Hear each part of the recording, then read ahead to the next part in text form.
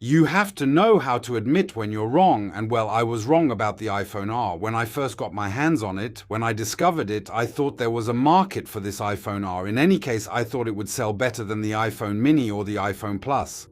Obviously, no. The iPhone Air R is just hot air. The iPhone R flopped. The iPhone R barely made a ripple. The iPhone R isn't selling. The puns are endless. We're going to have fun with the title of this video. Go ahead in the comments. We're waiting for you, right? We love those uncle-style puns, right? In short, the iPhone R is obviously a big failure for Apple. Let's try to figure out why. Just to be clear, this isn't exactly a review after 3 months of use, but really my more definitive opinion on the iPhone R. I've used it daily, and I hope my opinion will be useful for those who might buy it soon, maybe secondhand, and maybe for future buyers. But before we talk about all that, let's talk about our sponsor, Clean My Mac. Well, right now it's the holiday season, as you can see from the decorations. And during the holiday season, what do we eat? Chocolates.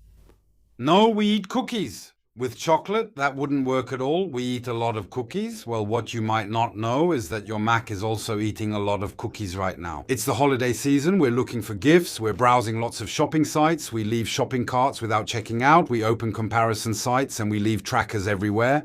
As a result, your Mac ends up with digital indigestion, so it slows down, it overheats, and you waste time, and that's exactly where Clean My Mac comes in. It will allow you to keep the good cookies and get rid of the bad ones. Basically, Clean My Mac will let you clean caches and unnecessary files, find large folders in your downloads to tidy up, delete duplicates, and all of that from a smart maintenance dashboard in a single click. But there's also a whole security section in Clean My Mac, especially with Moonlock, which will let you run an anti-malware scan because yes, your Mac isn't invulnerable. A handy little bonus you might not know about is that Clean My Mac will also work on your external folders, especially those on the cloud. iCloud, OneDrive, Google Drive, etc. And all the analysis will be done locally on your Mac. With Clean My Mac, you tidy things up, your Mac stays in good shape, and you can get back to your real holiday cookies. So, avoid giving your Mac indigestion. Try Clean My Mac for 7 days free, and with the code NOWTECH, you'll get 20% off. The link is, of course, in the description of this video. And we thank Clean My Mac for allowing us to bring you this video, and we're getting back to the iPhone R.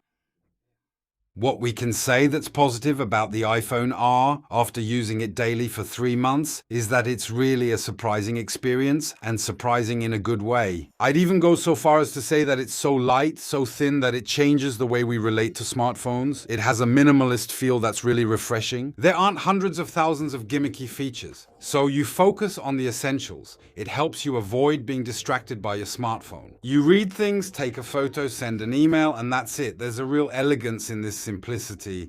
It's a bit hard to describe, you have to have held it in your hand. But actually, I feel things that I haven't felt with any of the iPhones I've tested so far. Of course, there's that thinness that everyone talks about. But for me, it's not so much the thinness, but rather the fact that it's thin and still super solid. The choice of titanium is really smart. It makes it extremely sturdy in terms of structure. We've seen that it's very hard to bend, and I also find that it's very hard to scratch. I would say that in this case, Apple really wasn't lying when they said they made the most durable iPhone so far. And on top of that, it's super thin. And with this really unique and very successful design, it's an iPhone that leaves no one indifferent. Of the 3 iPhones I tested this year, this is the one where whenever I had people around me, more people asked to hold it and try it out. You can immediately tell that this is a new offering from Apple, a real showcase of craftsmanship, and well, it sparks conversation, so that's already a point in its favor. So let's be clear, as soon as you put a case on it or attach an external battery, you completely lose that effect. It just becomes an ordinary iPhone again. And that's exactly where we're going to talk about the problems, the famous trade-offs. To achieve this technological feat, some things had to be removed, compromises had to be made. Some are acceptable, but others are less so. We also need to discuss the single front camera on the device. Fortunately, it's the best sensor, it's the 48 megapixel one. As you can see in these examples, under good conditions, you'll get almost the same photos as an iPhone 17 or an iPhone 17 Pro with its main sensor. But keep in mind that you won't have the flexibility to switch to the ultra-wide angle or a telephoto lens anymore. Now that won't bother everyone. First, there are photography enthusiasts who like to work with a single focal length, even some great photographers. They'll tell you that constraints fuel creativity, all while sipping their matcha latte. For me, and after reading some comments, we must realize some people aren't passionate about photography. For them, photos are mostly for documenting things and preserving memories. They want to take good photos, but they want it to be quick and easy. They don't want to bother with choosing lenses or even framing options, so having just one camera suits them perfectly. And by the way, people say there's only one camera on the iPhone R.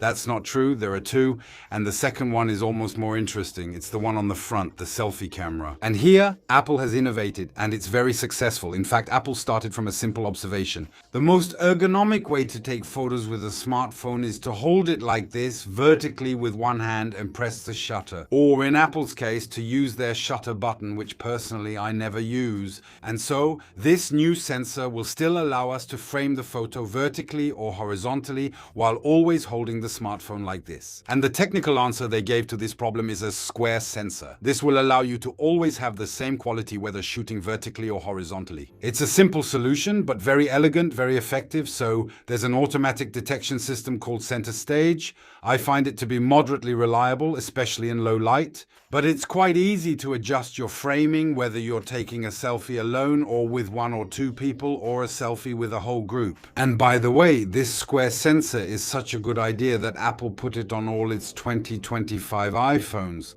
We'll find exactly the same one on the standard 17 and on the 17 Pro, and personally, I'm very happy about that. But of course, I think Apple could have gone further.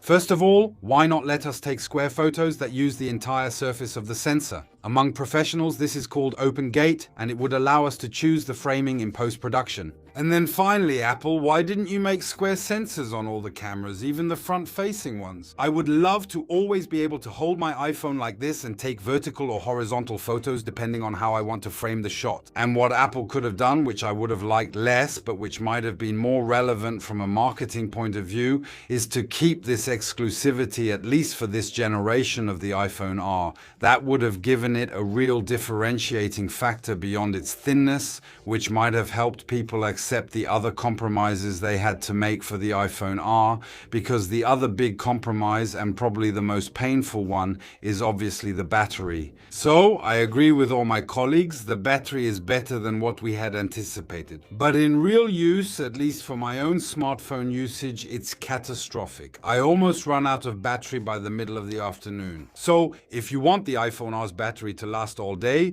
you shouldn't record videos, you shouldn't play video games, you shouldn't use social media too much, especially not TikTok. In short, this is definitely not the iPhone for power users when it comes to battery life. You're going to be disappointed very quickly. There are other compromises that can be annoying or less annoying depending on the person. There's no more slot for a physical SIM card, which honestly I thought was great. Let's move on to eSIM.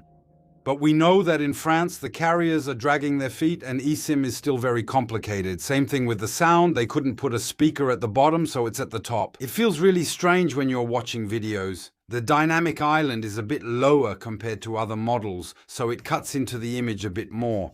It's definitely very thin, but there's still a huge bump at the top. Anyway, all these compromises, in the end, we're willing to accept them in a more basic version like the iPhone 17e that Apple will probably release in 2026. But these compromises are hard to accept when you have to pay 1,230 euros for this iPhone, especially since if you do the math, for 100 euros more, you get the iPhone 17 Pro. So with 3 cameras, a much bigger battery, and a lot more features. Sure, we have a very unique iPhone, it's special, it's interesting, but it still has a really big price problem. And so it still reminds us of the sad story of the iPhone mini. The mini, everyone, myself included, loved the product. But they never exceeded 5 or 6% of total iPhone sales, which isn't a big enough number for Apple to keep this lineup. And that's for one simple reason. It's not so much the price, it's the value for money. What can I do with it for that price? And the minis clearly had a battery problem. I had less for the same amount of money. So we don't know, since Apple doesn't share that information, if the numbers are really catastrophic, but there are still warning signs that are absolutely not encouraging. Rumors say that Apple only sold a third of the iPhone R units they had planned to sell. And they've almost stopped production of the iPhone R. That means they're left with huge stocks on their hands.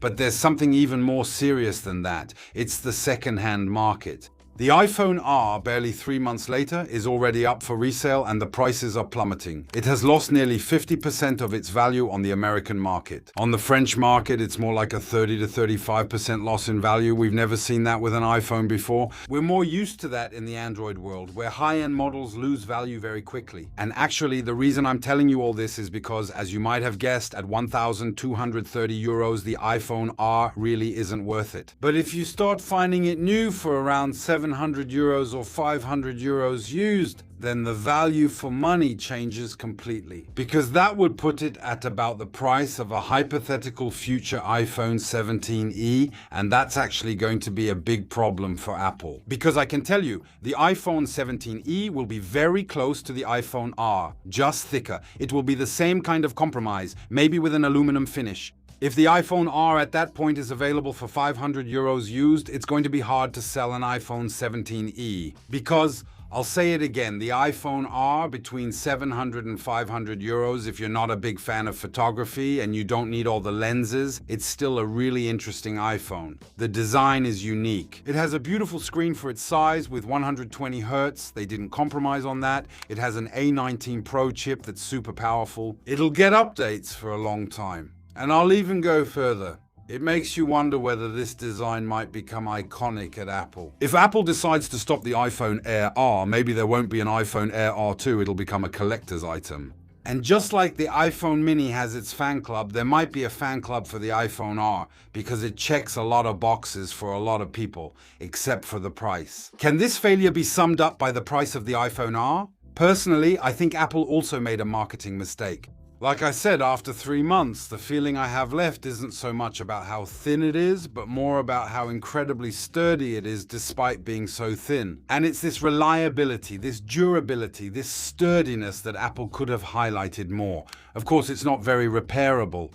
Maybe that's what's missing from the equation to make it the first truly durable iPhone. I know it's a bit of an idealistic dream from a woke Parisian hipster, but personally I would really like Apple to launch a durable product line, kind of like what Fairphone does but with Apple's touch. That just as sturdy with titanium but with 4 screws. A battery you could easily replace. I know some of you will disagree with me and say Apple would never do that. Apple wants to sell us iPhones every year. I think that's not true. What Apple wants now is to keep us in their ecosystem, to keep us in the golden cage, because the pigeon tastes much better when cooked slowly. So, is this failure of the iPhone R something serious for Apple? Yes and no. First of all, despite its huge size, Apple can't afford to have major product fiascos, and if they end up with huge stocks on their hands, it's still going to be a problem. But where it's not really a problem for Apple is that we all know, and my colleagues have told you this enough, and I already mentioned it in the hands-on review, this iPhone R is a transitional iPhone. It foreshadows the iPhones of the future. We can guess that it's kind of a prototype for the iPhone Fold, since we have 2 iPhones R like this, but I'll go even further. This iPhone R is a proof of concept. You have to realize that the engineers really pulled off something impressive, and it's not just about how thin it is, it's the fact that they put all the power only in this part. Everything that makes up your iPhone is up in the camera module. The rest is just the screen and the battery. I'm simplifying a bit, but that's basically this new architecture. And the fact that they've miniaturized all that power obviously opens the door to future products like Apple Glass or lighter Apple Vision devices. I even think the Apple Watch will benefit from it. And then, imagine the iPhones of the future. Most of the space could be for the battery and the screen. Also, the second innovation they've introduced is using their in-house N1 communication chip to optimize efficiency. With this iPhone R, and maybe we should thank Apple for it, they've taken control of their future. All that being said, you understand that I don't recommend the iPhone R except in special cases or at a special price. For future buyers, it could be a collector's item that's quite interesting. But if you need more advice on which iPhone to buy in 2025, we've made a very comprehensive buying guide. And in this buying guide, very modestly, we try to give you the criteria so you can choose the iPhone that suits you best. I'd also like to remind you that we've also done our final reviews of the 2025 iPhones, including the iPhone 17 and the iPhone 17 Pro. You'll find the links. And with that, I'll see you very soon in another video.